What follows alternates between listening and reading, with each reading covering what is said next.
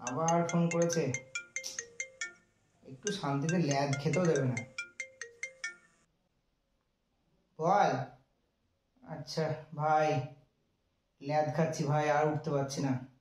Please please, আজকে কোনোভাবে ব্যবস্থা করে নে, আজকে আর যাওয়ার ক্ষমতা নেই ভাই আমার। এই ল্যাদ কথাটা আমরা সবাই শুনেছি, তাই না? কিন্তু কখনো ভেবে দেখেছো এই ল্যাদ জিনিসটা আসলে কি?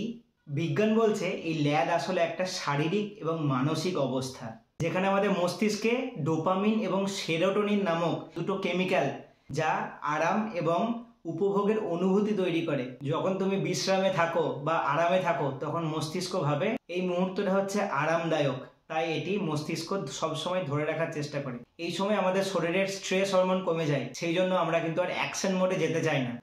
আর এই অনুভূতিটি হচ্ছে ল্যাদ। এটা ঠিক যেন এক ধরনের মস্তিষ্কের ফাঁদ। তুমি যদি একবার ল্যাদে পড়ো, তোমার মস্তিষ্ক তোমাকে বারবার বলবে আর একটু আরাম কর, তারপরে ওঠ। এই ল্যাদ খাওয়া কিন্তু একদম রিয়েল, এটা কিন্তু কোনো রকম অলসতা নয়, এটা বিজ্ঞান এবং মনস্তত্ত্বের মিশ্রণ। তাই যখনই তোমাকে কেউ বলবে তুই ল্যাদ খাচ্ছিস, তখন বলবেন না, আমি ল্যাদ নয়, বিশ্রাম এবং মনস্তত্ত্বের মিশ্রণ তৈরি করছি, ল্যাদ।